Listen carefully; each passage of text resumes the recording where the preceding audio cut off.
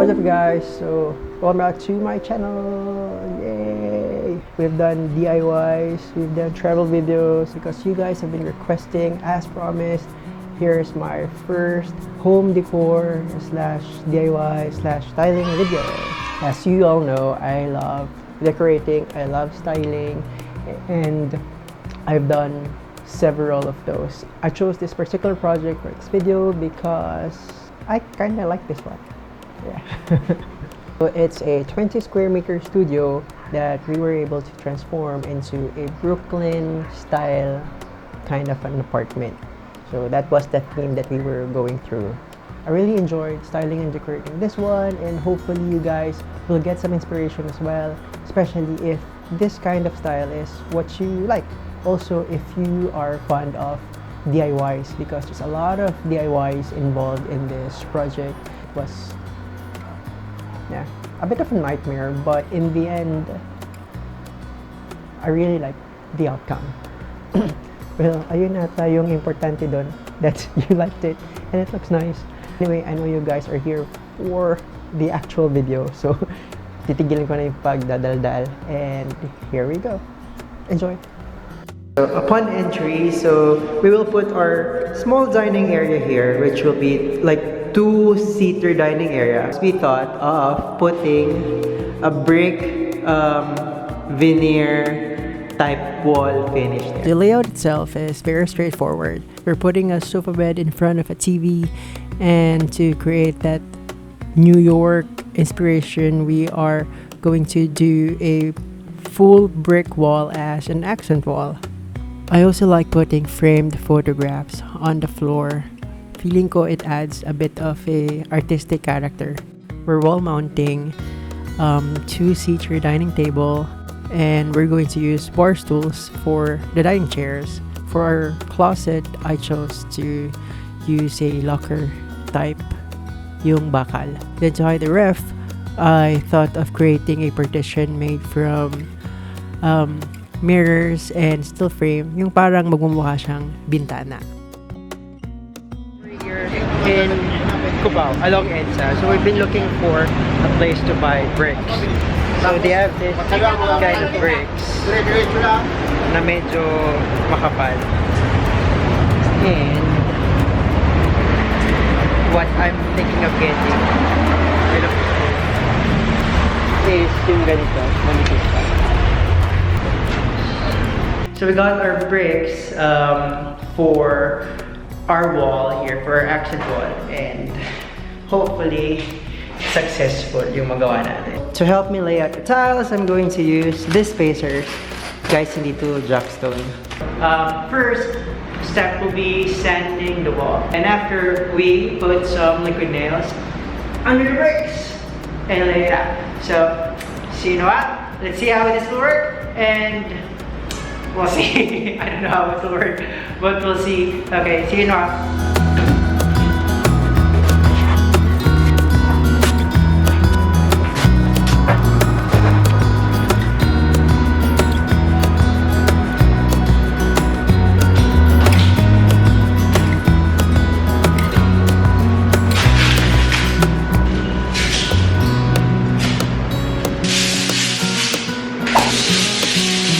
You will be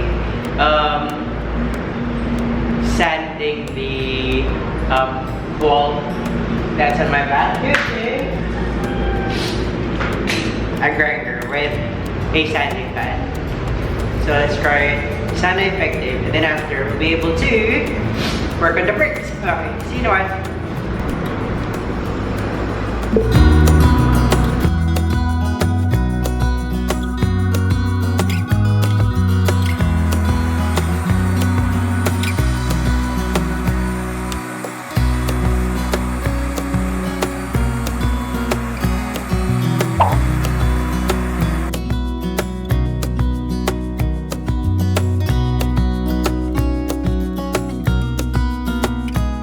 Now we're back. It's time to finish this wall.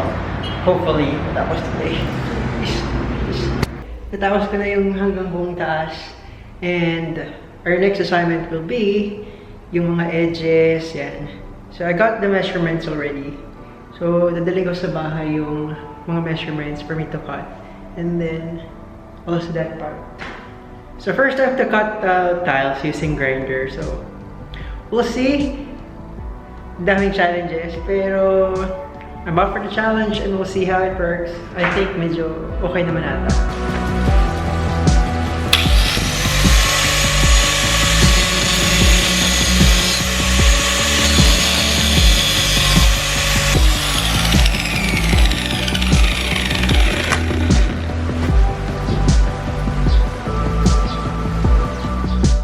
Bit of commercial break, guys. If you haven't subscribed to the channel, please just click the subscription button. I will really appreciate it. Okay, let's go back working. Hello guys, so update. So we have this wall, pero today we're not finishing it yet, yung break natin, but we will be painting that wall, yung isang wall sa back natin. We'll be painting it with light gray shade. This wall, we will be painting this part. Ito lang. The whole wall here will be the accent wall. The rest will be plain white. Pero this one will have the gray and then we'll have the bricks on the side. So the gray that I chose is para magmukha lang siyang concrete. Okay, let's start by putting painter's tape all over the wall. So it's very important, especially on the corners where we have terminations tsaka sa ceiling.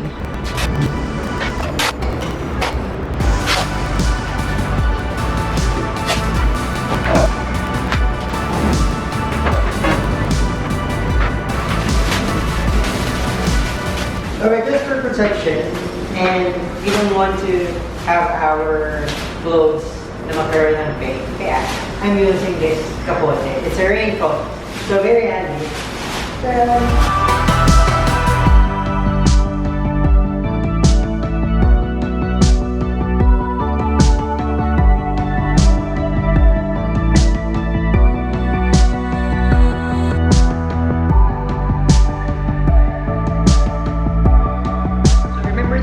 That we have. So, ayun na siya. So, I labeled them properly yan. The letter B. So, we got M here. And we got several cuts kasi some of the parts, they're different sizes.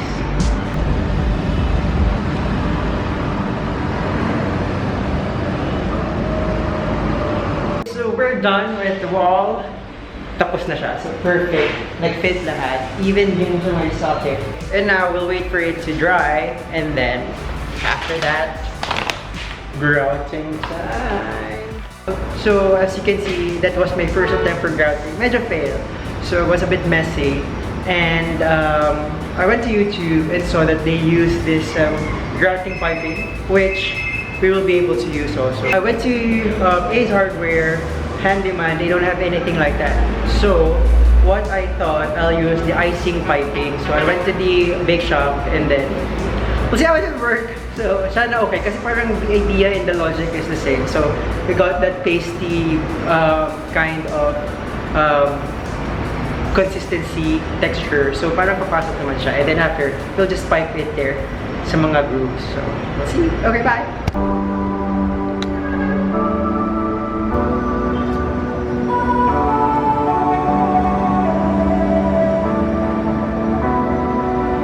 Yay, it's working!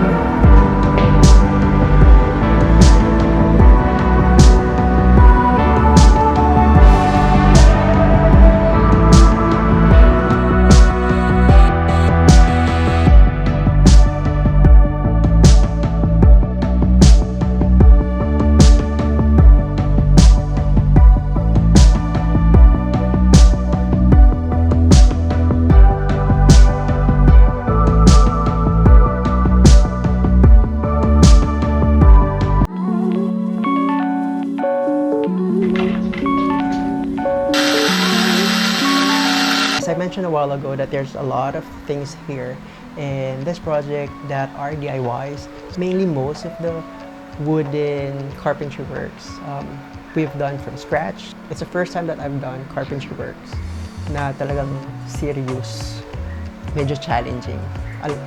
Sobrang trial and error talaga siya. If you like those kind of stuff, I encourage you guys to just experiment and try to create your own furniture. Kahit maliit lang yan, kahit sabihin mong maliit na lamesa, or even a coaster, ganyan. I like DIY stuff. Natulala ako doon. Anyway, biglang may realization. Anyway, so ayun. So, it's really helpful as well if you know how to use SketchUp, because that's what I used when I was doing some models and trying to figure out different parts of the carpentry works. Alright, so here it is, roll video. We're back here at Robinson's Build. Ba yung pangalan? Pero yan. So I'm getting fireboard. And I think I got this one for our console and mga shelves.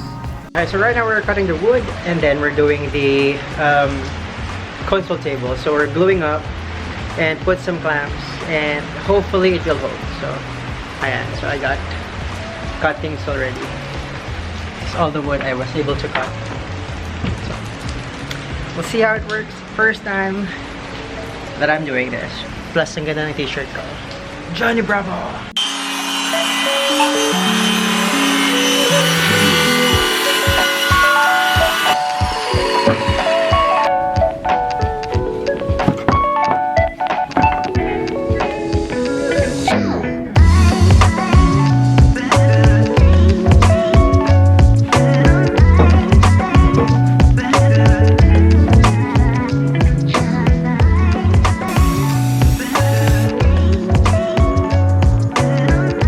Okay, we're back here and we are delivering. Actually, we delivered na some of the furniture na pinagkakaabalahan natin in the workshop. So, shelves. As you can see, sobrang gulo na. What we're going to do today is we're going to clean this place up. We still have a lot of things na missing, pero we'll just have to clean and then assemble everything. I pretty have an idea of what else we can add in the condo. And hopefully, we'll have the budget for that one.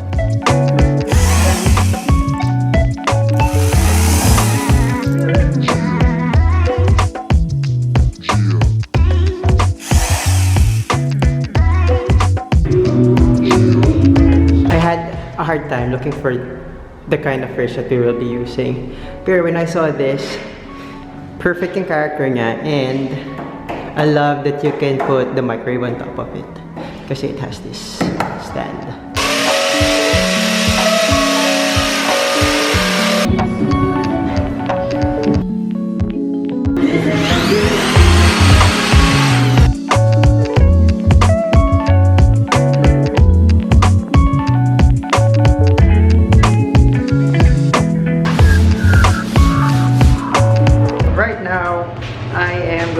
Some retouch.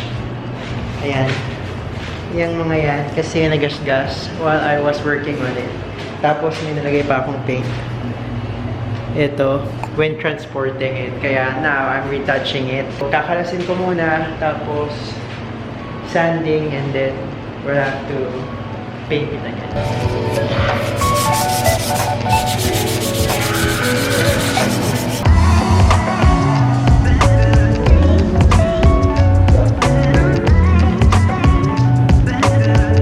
As of the moment, well, it's still messy, but we have our TV on, we got our blinds already, I bought some plants, and today we'll be cleaning. So I got some frames as well, and putting out some artworks. I was at the print shop a while ago to have some photos printed, so maybe that will be up a few days from now, but we still don't have the locker, so I contacted them. They said it's still being powder coated, so wala pa siya.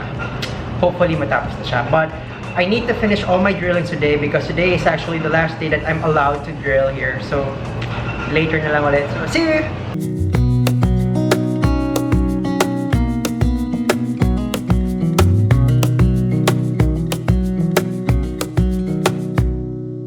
Wish that I could stay in this moment forever, so I can hold you in my arms.